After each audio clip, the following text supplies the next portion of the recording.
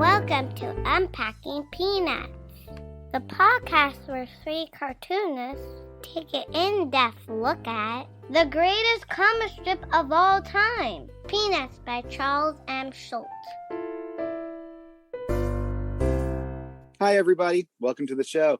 Today, we're going to be taking a look at Peanuts 1952.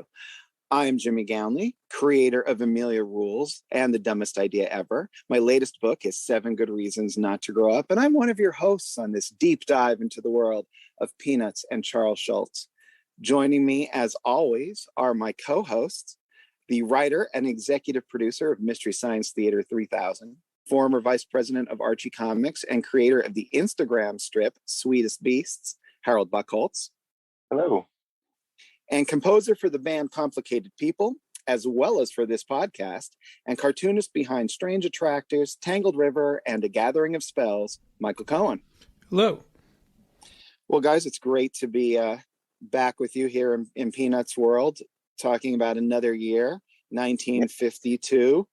Things are really happening in the world of Charlie Brown and Charles Schulz. The cast is expanding. The gags are getting sharper. We see lots of first appearances of favorite themes and motifs and characters this year. So, Harold, why don't you tell us a little bit about where we find our hero, Mr. Schulz, as 1952 begins? Yeah, well, Charles Schulz has been living in Colorado Springs, Colorado in the previous year. At the beginning of this year, he and his wife, Joyce Halverson, they're just about to make a move. So during this year, they are going back to the Minneapolis area, which was more of Charles Schulz's stomping grounds. And that's a big change for him. As we said last year, he became a father at the time. He got married in April of 1951. And then on February 1st, 1952, he becomes a father, this time of Monty Schulz. And this is all happening right around the time they're making this move in the wintertime, early into the early spring, back to Minneapolis from Colorado Springs. Things are taking off for him. Schulz had a little bit of a community in the St. Paul, Minneapolis area. His father still was living in the area, still working as a barber, as I understand it. And Schulz already had a bit of a friend family at the art instruction schools, which he was continuing to work at. But now, instead of doing it long distance through Colorado Springs, he was getting to see those people in person again. And also, the church that he had been attending after World War II was finding a new small home. I think it could seat about 40 people, and they had broken ground just before Schulz and his family return, and they become, particularly Schulz, becomes very involved in that little community. So his own little family is expanding. He's going back to see old family and friends, and he has a community, and you really see that, I think, in this year's strips.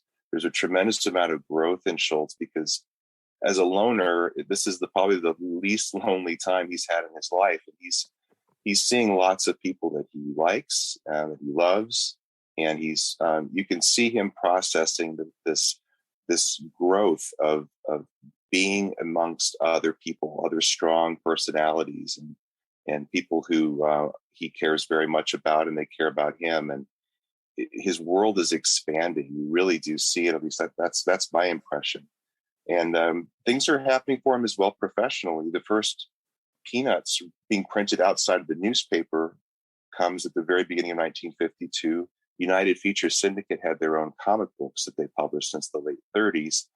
And so he appears in Tip Top Comics 123 and United Comics 21 in the March-April 1952 issues. Being a huge comic book fan, I bet that was a thrill for Charles Schulz to see his strips in color in the comic book form as well. And then the first reprint book of the strips themselves, simply called Peanuts, is also published in 1952. So he's moving up in the world, and I think, as we're going to see at the very beginning, the very first week, his first Sunday strip appears as well. So a lot of things are happening at the beginning of 1952 for Charles Schulz. Absolutely. It is definitely an expanding world for Mr. Schultz. And I agree with you. You can see that in every frame of the strip as the character, it becomes much less insular and much less just about gags and much more about this, group of people that he's creating to interact with each other.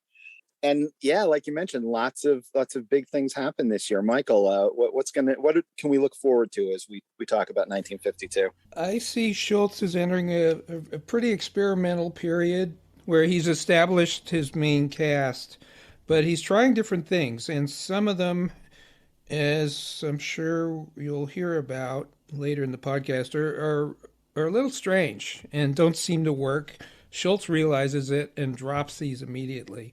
But there's some very odd strips this year, including him trying to work out Snoopy, who, if you heard the last episode, you'll remember that Snoopy is pretty much acting like a dog, a normal puppy.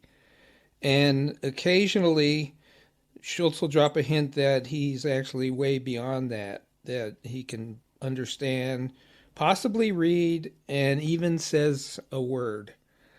And we'll soon see Snoopy turning into more of the character that we're all used to. And a lot of that happens this year. So we're starting out with the main 5 characters who were established in... So that's Charlie Brown, Patty, Violet, right, Schroeder, and Snoopy at this point, right? Shermy, who's kind of a nondescript character... And actually, one of the first characters in the strip is still around. Now, the Schroeder was introduced last year as a baby, which seems to be Schultz's way of bringing in new characters. There's a new little kid who quickly grows up to be roughly whatever age the rest of the gang is. But when we start off, there are these 6 characters, and there's going to be a couple of big introductions this year. Who are we seeing? You want to give the spoilers, or are we going to wait till we get there? No spoilers. All right, we'll wait. No spoilers for the early 1950s comic strips. Not here. Not without ample warning. For me, what I'm really shocked about with this whole thing is how quickly he becomes just a really, really great cartoonist. Yeah. Flawless drawing, amazing design. Sometimes he's struggling with maybe Charlie Brown's head at this stage. That's a thing that happens when you design a character and you have to draw it millions of times. Sometimes it weirdly starts going in these directions you're not even aware of, and you have to sort of rein it back in.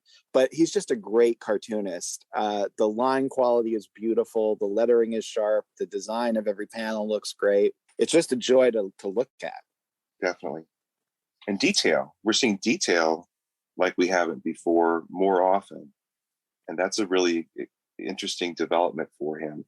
And given, again, he's between 2 communities. I think he may be in 3 different houses this year, starting out in Colorado Springs. Then they moved to 5521 Oliver Avenue South in Minneapolis, which still stands. And it's it's basically a new suburban area. It was built in 1949. So he's now got another little suburbia with shallow lots and they're just there, I think, temporarily while they get their footing again in Minneapolis, and then they move one more time by the end of the year with their expanding family. Is one thing I didn't mention that does affect Schultz at the very end of this period is that not only did Monty get born in February 1st, 1952, but Craig Schultz is born in January 22nd, 1953, which affects some of the last Sundays and daily strips that he's drawing, a month or 2 in advance. Yeah, a lot is happening for our boy Charles Schulz. And it's interesting when you talk about him being a part of these 2 communities, both the Church of God group and the Art Instructions group. I don't know much about Minneapolis in the 1950s or St. Paul in the 1950s, but I don't think too many people are crossing those groups and are able to just interact and be in the inner circle with both of those groups. They seem like they would probably be mutually exclusive. But Schultz is right at home and in both of those worlds, which I think speaks to what he's able to do later in the strip, which is just sort of end up being something that everybody could find a little bit of themselves in. And I think he's really embracing a social life, unlike what we would see for most of his 50 years of growing Peanuts. The fact that, he had these friends in Colorado Springs, but he was kind of starting fresh out there before Joyce's World. Then they come back to St. Paul, and he's in Minneapolis, and he has people at our instruction school. So a lot of the same interests he does professionally, and he's mixing in that space. And then from what I understand, he becomes a member of the church board and an adult Sunday school teacher almost immediately on his return. So he's making some real social commitments that are not typical of what I think of Charles Schulz when I think of like his later period, where he would almost describe himself as a bit of a recluse. He didn't like to go out. He didn't like to travel a whole lot. I think he felt the pressure of expectations on him a lot. But in this period of his life, he really is the common denominator in the social. He's not living off of Joyce and her friendships. I mean, she's not particularly thrilled about going to the church, and yet she's very involved. They're having friends over and Thanksgiving dinner and expanding the table if they're expanding family and friends who he knows don't have a place to go. He's really being very proactive socially in a way that shows a confidence that his dream job of being a comic strip artist is now a reality, and he's creating his own world. And I'm just thrilled for him when I see these things, and I see it in the strip. He's just growing so much as a person. Well, there's something you need to consider, though. Assuming that Charlie Brown is the Schulz representative in this cast of characters, and with sharing a first name leads one to believe it, the transition in this year is pretty clear of Charlie Brown from kind of the Joker, the practical Joker character that was more prominent in the first 2 years, into a pretty miserable kid. And I don't think it's very typical in comic strips in any period to talk about depression, but that comes into quite a lot of the strips this year. Yeah, there's definitely a transition from what we saw the previous year. There's a strip I think we'll talk about later where I saw that. I was looking at that, Michael. I was like, this is a different joke that Schulz is pulling off in 1952 than he was doing in 1951, based on Charlie Brown's character. But he's holding his own against the other characters. That's another thing I see. It's a carryover from 1951. Even though he has insecurities, and Schulz is willing to show Charlie Brown being insecure, which is so unusual in the comic strip, he's holding his own with the other characters. They're not always getting the best of him, and sometimes he's coming across looking as the most reasonable character. So there's definitely transition here, and I think that makes this really early period in Schulz's strip super fascinating because things are happening really quickly. Yeah, but there is sort of a downward trajectory to his mood. You don't see that. Well, it's interesting. We look at it from the outside and we say, well, he has this comic strip and that's fantastic. His new book's coming out. He's got a family. He's got all these friends. And having that amount of social interaction is also strange, not just for Charles Schulz, but for a cartoonist. Because you have to like drawing and writing and yada, yada, yada. What you really have to like is being completely alone most of the time. That's really what your number one thing is as a cartoonist. So maybe what we're seeing from the outside and projecting on it and go, well, that is happiness and success. But maybe from the inside, he's saying, but I still don't feel like I fit in. Maybe Charlie Brown isn't reflecting the external realities of what anybody else would see happening in Schulz's life, but it might be a little bit what he's feeling still inside, despite the outward success and happiness. I think that's a really interesting insight, because one of the things that I'm seeing is he's willing to point out his own shortcomings, and sometimes those shortcomings, through Charlie Brown anyway, are that he sees himself as perfect, as somebody who's very well considered. He's not going to say something if he hasn't really put some time into thinking about it. But he's also bragging about it, which makes the other characters miffed at him. And so he's deepening and becoming a richer character in the Charlie Brown character. But in particular, Schulz has Charlie Brown drawing comic strips in a couple of episodes this year, which, I mean, even makes it even more biographical. I mean, it can't be biographical, but it's definitely a clue. Yeah. It's funny. Everybody eventually has to do that. Right? Where you have every cartoonist eventually has the idea, oh, what if one of these characters was a cartoonist, right? It happens in Bloom County. It happens in Garfield. No, I don't think anyone knows this or remembers this, but John, the second main character in Garfield, Garfield's owner, was originally a cartoonist. Oh gosh, yeah. There, some idiots do entire memoirs about it. Like if anyone would care about that. So there's always that thing where someone goes, "What if one of these guys was a cartoonist?" And for those of you wondering what that self-referential joke was, Jim is the author of The Dumbest Idea Ever published by Scholastic's graphics imprint. It's absolutely phenomenal, and you should check it out. It's at least okay. I would say that.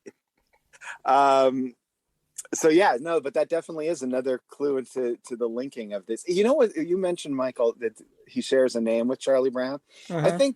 I think I was a reader of Peanuts for 25 years before I even really noticed or thought about that. Same with me. Oh, really? Okay, good. I'm glad I admitted it then. I don't feel too bad.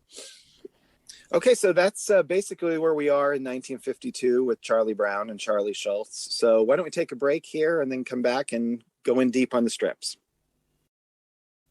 All right, we're back.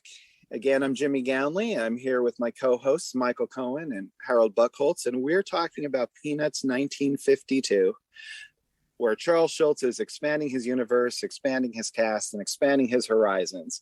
So what we're going to do is we're going to look at various strips throughout the year that we think are either funny or interesting, or maybe it's a first for a character or a theme or a technique. And we're just going to chat about it back and forth and see what we think of our favorite comic strip here in the early days of 1952. So right off the bat, January 1st, Michael pointed out here that this has the first appearance of Zip-A-Tone in a Peanuts comic strip, which for cartoonists out there is a very exciting moment, I imagine. Should I explain briefly what Zip-A-Tone is? Sure, go ahead. Why, of course you should.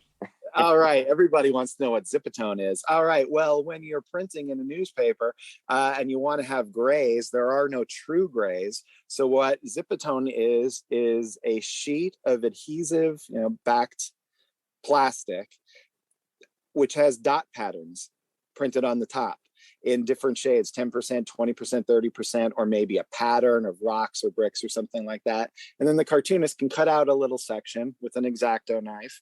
And when it prints in the newspaper, the dots are close enough together that it'll make a gray. Schulz doesn't use this hardly at all for the first several decades of Peanuts. It'll pop up now and again.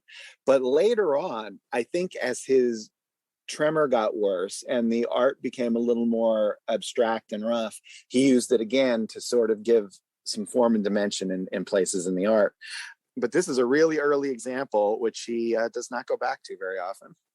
And it's part of Schultz's development of more detail in his strips. This particular strip, for those who get a chance to see it, shows one of the most detailed houses I've ever seen him draw in Peanuts, and with a snowy kind of type of a setting.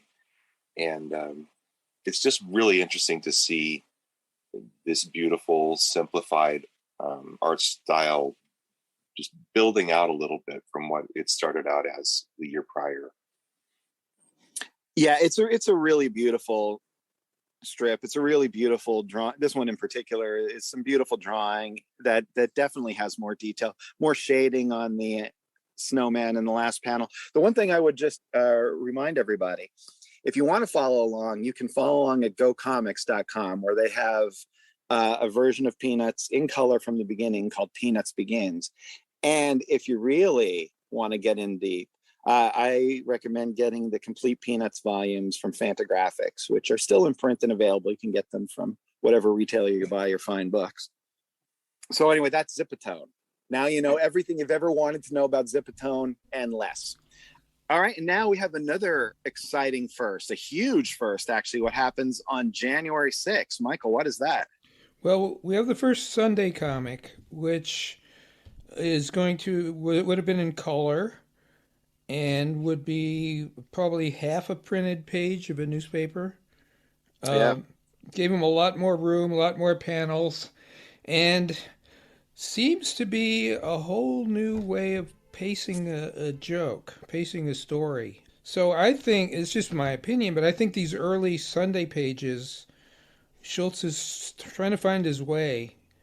His timing is always impeccable, but it seems to me that in these early Sundays, they're a little scattered. Like they don't have the right rhythm that leads up to the punchline.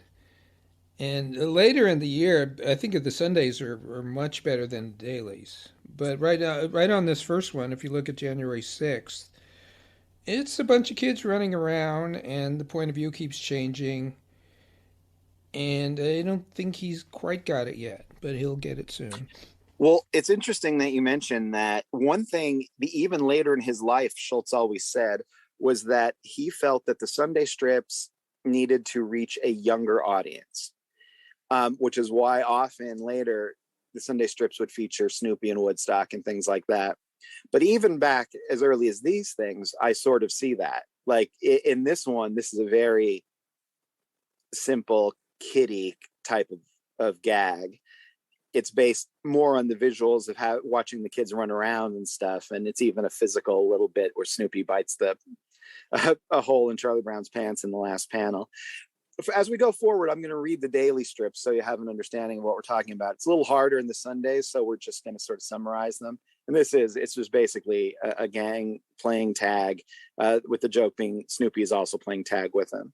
But I don't know if that came from the syndicate that said the Sunday strip has to skew younger, or if that was something Schulz just himself believed. Yeah, it's an interesting question. We're looking at the very first strip he does. Apparently, he did a little bit of a mathematical error when he was trying to plot this thing out. The bottom line of the strip, either Schulz or someone at the syndicate cut off just a little fraction of the strip, and it cuts into his signature and the date of the strip. And you can kind of see where Schulz probably was working an extra quarter inch down, and it just didn't fit the dimensions that he needed.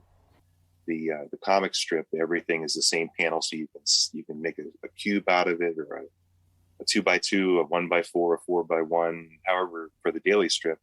And then at the Sunday strip, I believe the top tier entirely can be removed. You can take out that whole top tier of the Sunday strip, so it has to be a throwaway couple of panels at the front.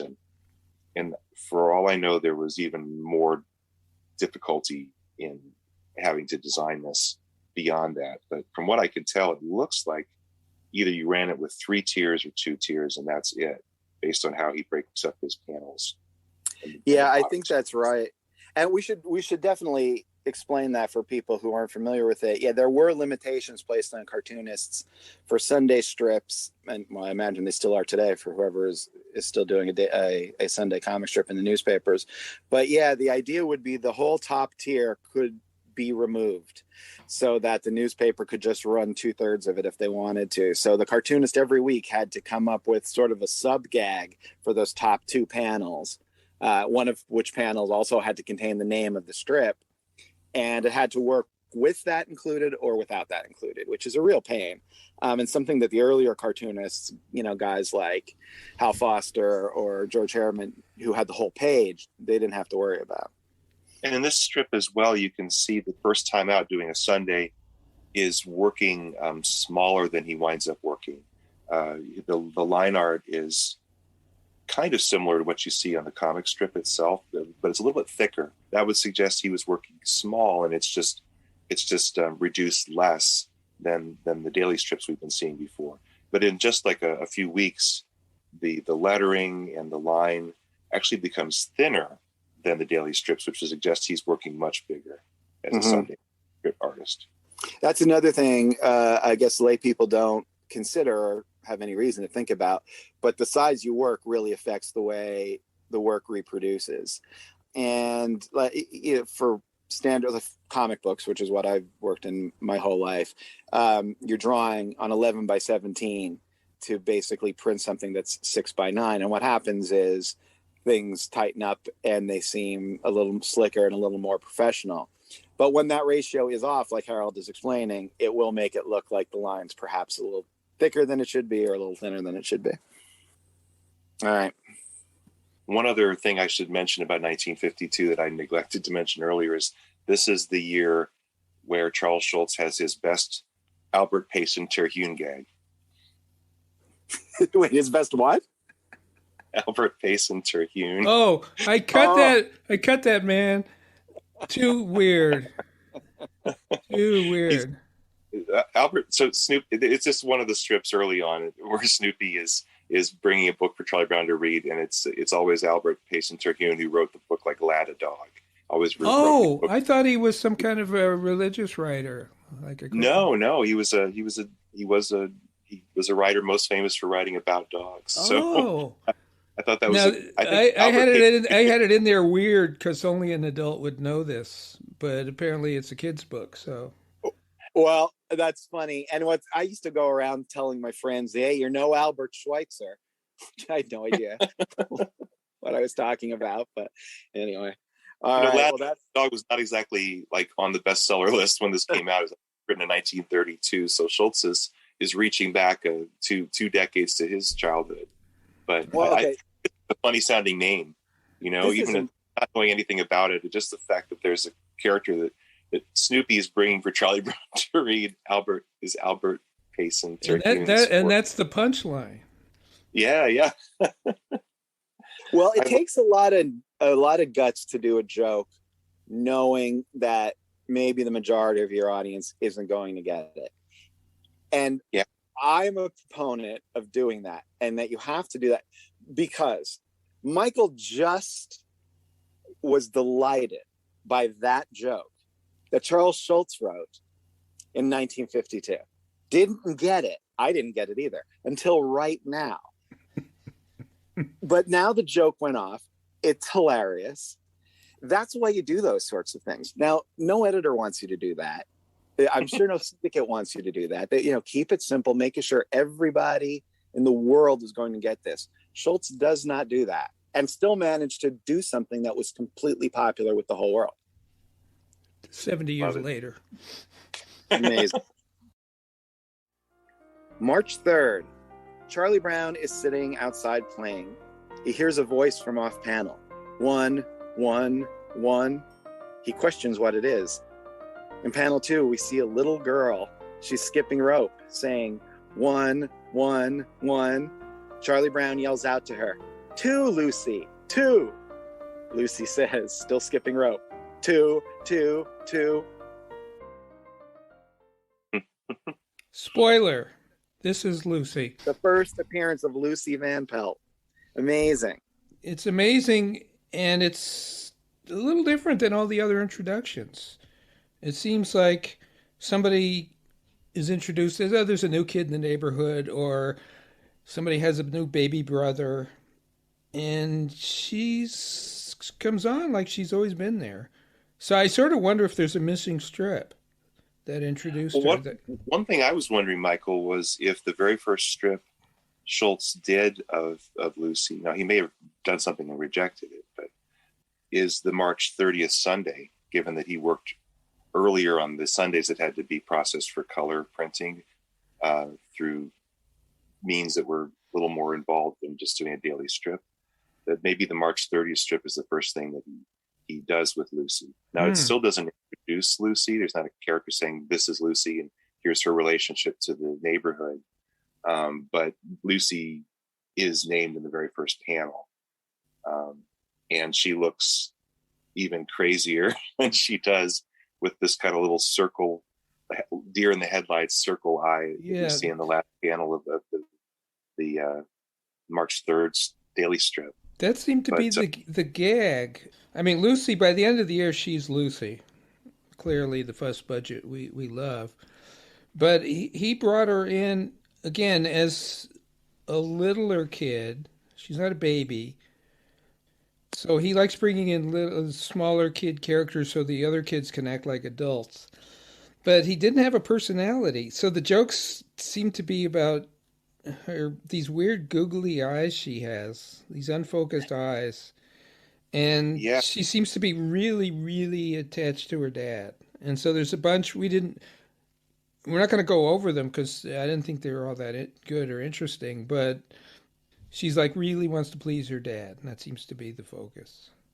And I think that's so charming because we don't talk about parents a whole lot in Peanuts. But this is when his adopted daughter, Meredith, is starting to become verbal. And her saying the words daddy are obviously deeply affecting to Charles Schulz. There's a panel strip just the next day where Lucy's asking for a drink of water. And Charlie Brown is annoyed, saying, "Great Scott, Lucy, can't you see I'm reading?" And then Lucy just looks at him with this little musical voice and hearts floating around her dialogue, saying, "Please." Charlie Brown walks off to the kitchen and he just says, "I've been hypnotized." I think that's the sweetest thing because that's very autobiographical. You just don't just make up that strip. I mean, that must have been where Schulz was with having a little baby girl. March 16th. It's a beautifully drawn Sunday strip. It is Patty and Snoopy going for a walk. And she is imagining all the things that Snoopy, the trouble he could get in as they go on this walk. And it ends with Charlie Brown, who is not the dog catcher that they thought he was, holding a butterfly net. That's a terrible description of that, but it's going to be, you're going to have to work with me, people, as we do these Sunday strips. Again, I encourage you to go look at this at gocomics.com or in the Fantagraphics books. Guys, there's some pretty wild drawings and some interesting Snoopy stuff in this strip. This is this is definitely the weirdest strip of the year. I think Schulz at this point realizes that Snoopy has got to communicate what he's thinking somehow. And it takes him a while to come around to the fact that why don't we just print what he's thinking, the words. We've had a couple of attempts at Snoopy kind of talking. We're saying boo at least. And Schulz said, well, what if Snoopy's thoughts were little pictures of what he's thinking? And yeah, an amazing cartooning technique. Later, like about 50, 60 years later, picked up by Andy Runton to use in Owly. Okay. Yeah, interesting idea, but it's so bizarre to see. Well, we have to talk Snoopy. about what the drawings of Snoopy. What Snoopy is running away from what Patty imagines is the dog catcher, but we actually see it's Charlie Brown with a butterfly net. The first thing we see Snoopy thinking of is himself standing up on his hind legs in a prison outfit, breaking some rocks. He's on a chain gang because he has a ball and chain tied to his rear paw. The next panel, we literally see Snoopy in the electric chair about to be executed. This was, if you're out there and you want a neat little kind of Peanuts curio, a few years ago, Fantagraphics put out for Free Comic Book Day, the Unseen Peanuts, I believe it was called. And it was just a Free Comic Book Day comic pamphlet, 32 pages or whatever, that reprinted all of the strips, mostly from, not all of them, but a lot of the strips from the early days that Schulz never wanted to have reprinted in the original books. And this was one of them that I had never seen before. And it blows my mind. First off, how much Snoopy dressed in the prison garb with looks like a character in Mouse. I mean, that looks like it came right out of Mouse. Yeah. And anyone have anything else to say about that? Well, the electric chair is terrifying because Snoopy is like shaking, visibly shaking when he's thinking of this. Well, you're projecting that right there. Oh no, what he's thinking of. Yeah, you're right. He is. He looks terrified. He's being sentenced to death in his mind. Yeah. So, I mean, Schulz does another weird take on Snoopy's thinking process. Luckily, he abandoned this one. You know, from a drawing standpoint, I love the drawings in this. The drawing of what we first see, the first truck we see, which they believe is the dog catcher's truck, is beautifully drawn. And then the background looks almost like a clear line, sort of, Belgian or French comic. And one little just cartooning technique that he does that I love, if you look at the second panel, and you saw this too really clearly in one of the, oh no, we're about to see it really clearly in a strip we're going to talk about soon. But the characters are walking above the ground. Yeah. They're not actually, their feet aren't actually on the ground. They're just sort of floating above it. But it gives it this sort of bounce and this life to them walking that I really enjoy. March 21st. Michael, you want to tell us why this one's important? We see Charlie Brown flying a kite. Yep. Well, this is the first time, and we don't see the kite hitting a tree, which might be the only time. It's just one of the things we're doing when we're going through these strips is looking for first appearances of some meme that becomes really popular, and certainly Charlie Brown's kite becomes like an epic cliche, and this is the first time. Yeah, and the kite, Charlie Brown's kite and the kite-eating tree is one of the 12 devices that Schulz talks about that really made Peanuts. So an early appearance of this. I think it's funny because Charlie Brown actually can get the kite up in the air, but he's too afraid to let it go all the way up, which actually I relate. When I was a little kid and would fly a kite, I would be terrified if it would go up too high, thinking that it was going to fly away somehow. March 22nd, Charlie Brown and Patty are walking down the street on a clear, cold day. Patty says, "Do you like having me with you, Charlie Brown?" Charlie Brown says in panel 2, "Of course. Why?" Patty answers, "I just wondered. You do look happy." In panel 3, Charlie Brown says, "It doesn't take much to make me happy." Patty is outraged. In panel 4, we see her chasing Charlie Brown. "I always say the wrong thing," he says. This is a throwback to the early Patty gags from 1950.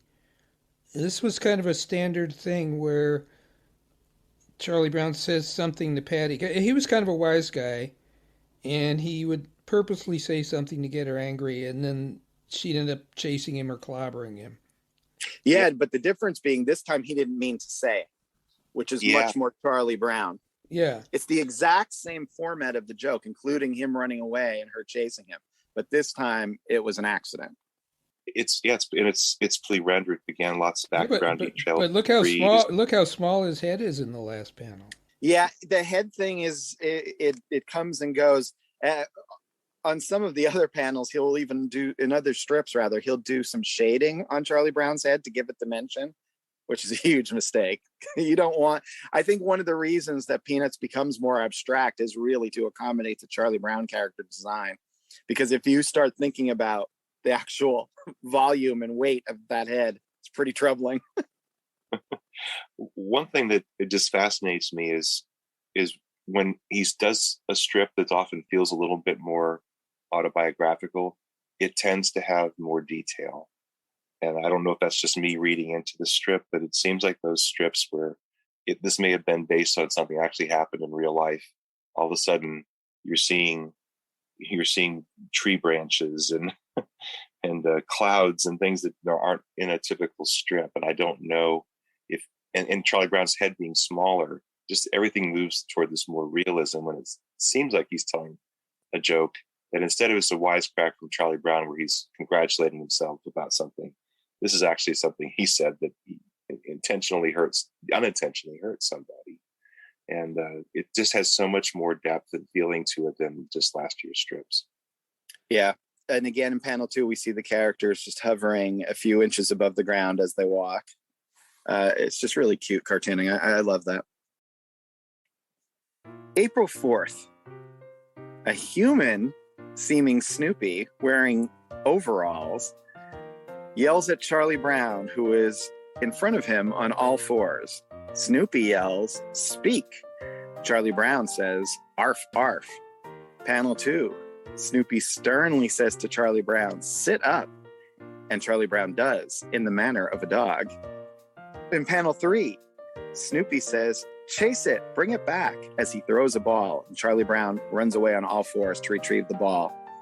In panel 4, Snoopy is waking up from what was clearly a dream as Charlie Brown says, "Hey, Snoopy, wake up. I want you to pull me in the wagon."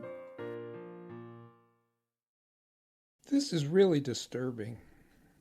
It really is. I'm going to have nightmares about this one for a long time. You know what? I will tell you, Snoopy, with his ears puffy like that, wearing the overalls, looks a little like Larry Fine, from Three Stooges. Well, yes, but of course. Well, it gives them the ring of quality hair look. It's just a really troubling thing. Yeah. Charles Schulz is just now starting into a weird Snoopy ear thing where Snoopy's ears start to look very wonky. He's just on the cusp of getting into that period. Yeah. This one's like pure Twilight Zone. It really is. Scares me. Yeah, those best suit him. It's not much of a joke. It really does seem just an attempt for him to see what he can do with Snoopy. And one of the cool and interesting things about the daily comic strip that we've sort of lost, maybe it's true in web strips, but I kind of don't think so. Well, I know not, is that you could do this in a daily strip and tomorrow it was gone. And sure, okay, there might be a book collection coming out, but you can pick and choose what's going to be in those.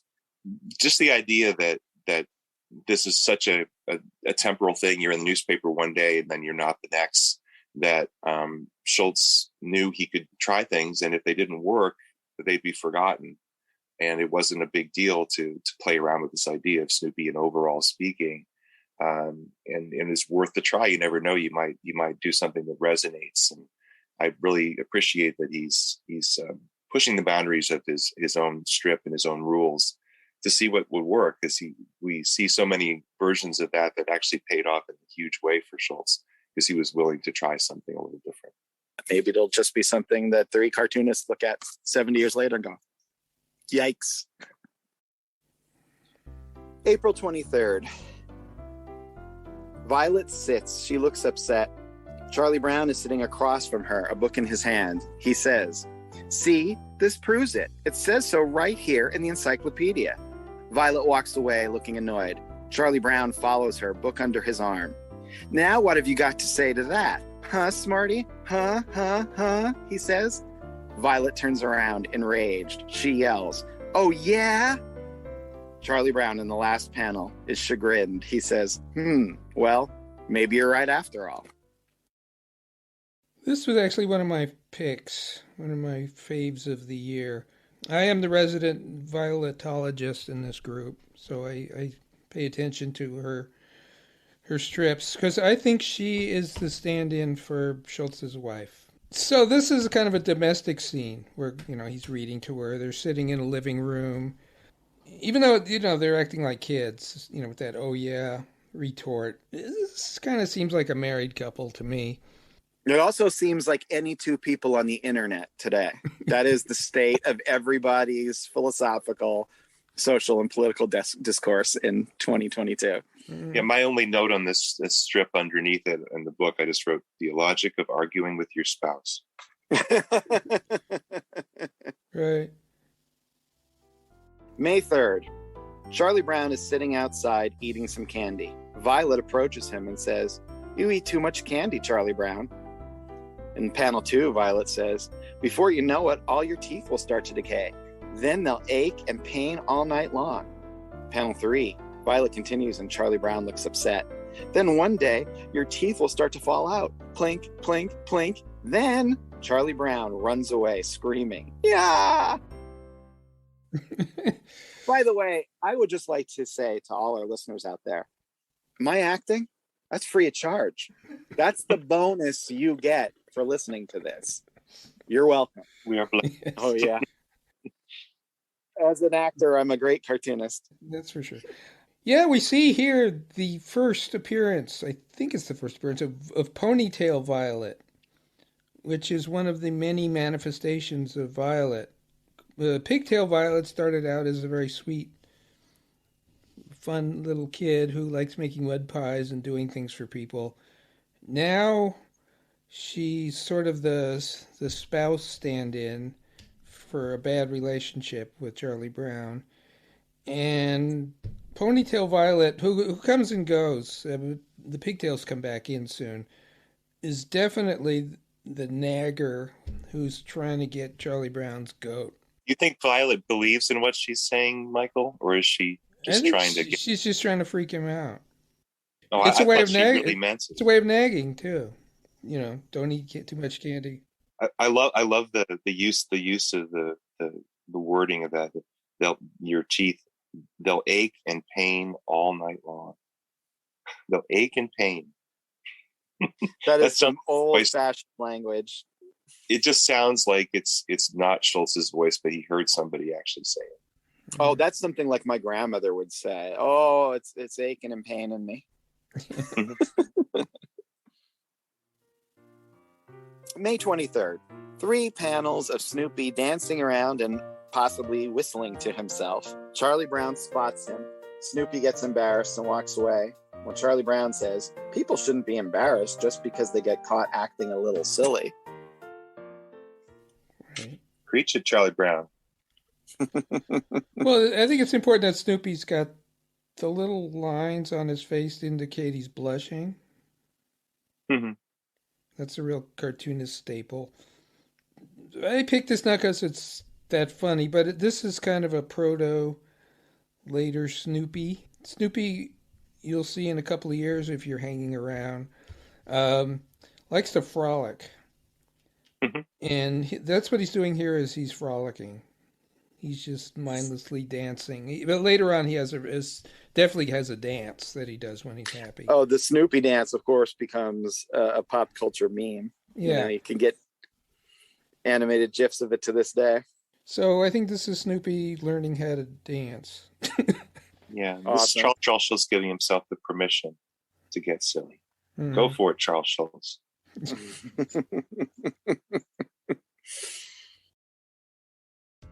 June 1st. This is a Sunday strip. Charlie Brown is walking past Snoopy with an ice cream cone.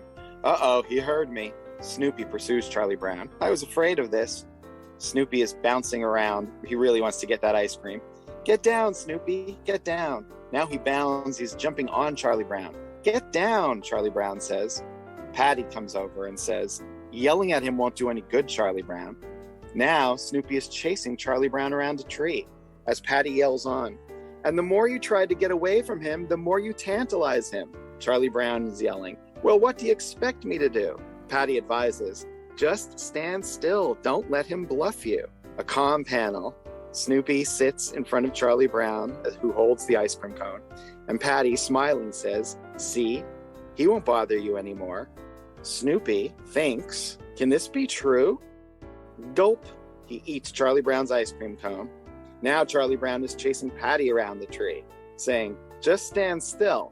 Don't let me bluff you, as Snoopy finishes the ice cream.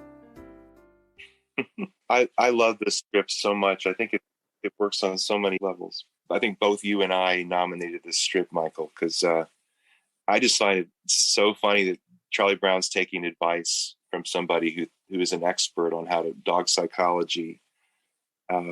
As we're watching all this action going on, the cuteness of Snoopy going after the ice cream cone and seeing a lot of different little details of this tree that they're running around. And then when Charlie Brown has been thwarted by the bad advice from Patty, just the fact that the last panel, Charlie Brown's repeating her own advice to her, like, just stand still, don't let me bluff you, as he's angrily chasing her.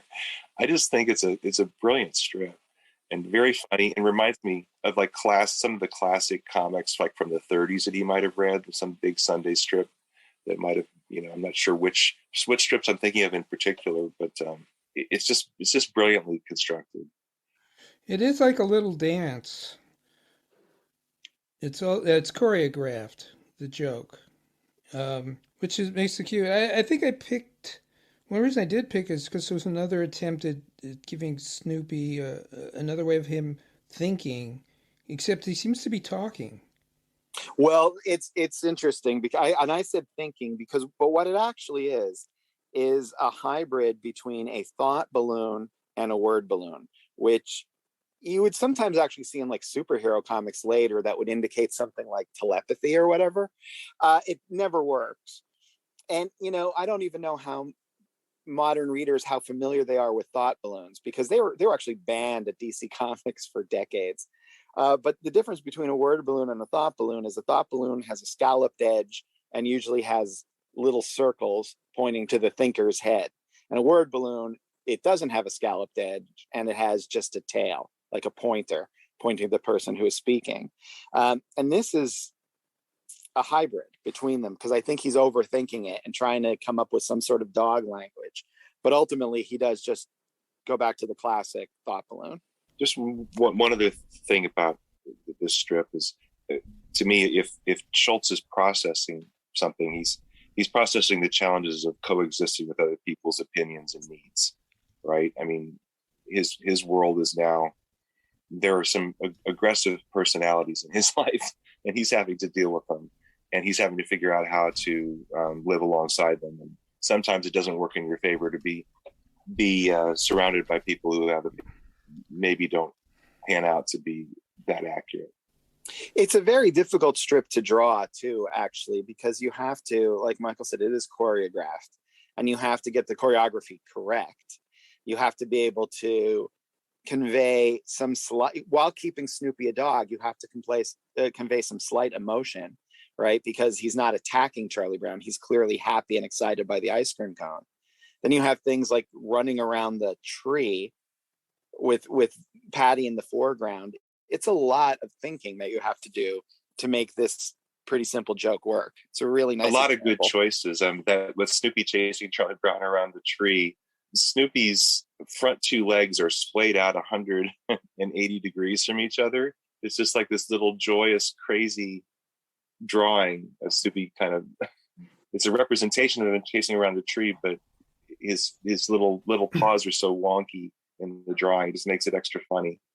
And then I love the Schulz is able to stack the two drawings visually, right, of being chased around the tree, Snoopy chasing Charlie Brown, and then Charlie Brown chasing Patty. It just works so well.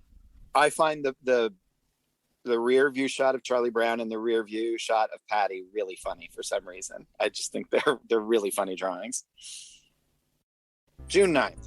Patty, Shermy, and Charlie Brown are all dressed up as cowboys with cap guns and hats. Patty says, "I'll be the good guy." Shermy says, "All right, then I'll be the bad guy." In panel 3, Patty says, "What are you going to be, Charlie Brown?" And Charlie Brown says, "I'll be sort of in between. I'll be a hypocrite." Okay. Definitely one of my favorites. That's just hilariously funny. Yeah. Well, later on, one of his characteristics was wishy-washy. Right. So maybe later on, but that wouldn't be funny if he says, I'll be wishy-washy. It'd be okay, but it wouldn't be as just like dynamite as "I'll be a hypocrite." The last word you expect to be in this comic strip with these little kids playing cowboys is hypocrite. It's just so perfect, and again, it just ties into where Schulz is right now in his life, where he's doing the comic strip, but he's also very involved in his church, and so some of the conversations that are coming out of that part of his life are seeping into this little kid strip in a way like we've never seen before. Yeah, for sure. And I imagine both factions in Schultz's life, the art school people and the Church of God people, and I'm going to use this word, but I don't mean it necessarily in a disparaging way, but are pretty dogmatic. Let's say insular, right? They have their version of the world, and it makes sense to them, and that's fine. And Schulz is navigating between these two things. And we, again, on the outside are able to look at it and go, "Oh, that's wonderful," and how well adjusted. And on the inside, he's saying, "Boy, what a hypocrite." And it's like, yeah, draw a hippie, you know?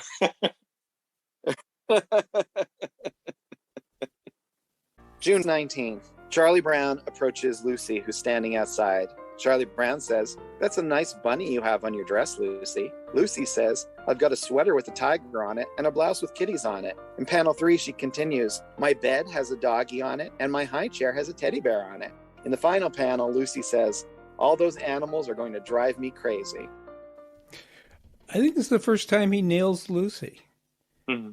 She's just so negative about everything. So you think, the one thing that makes all little kids happy is animals. But no, Lucy is like, nah, they're driving me crazy. There's too many animals. One other thing that's interesting, you guys mentioned earlier, Lucy having the saucer eyes, where he would draw the little dot in the middle and then he'd enclose them in a complete circle for the iris and the whites of the eyes.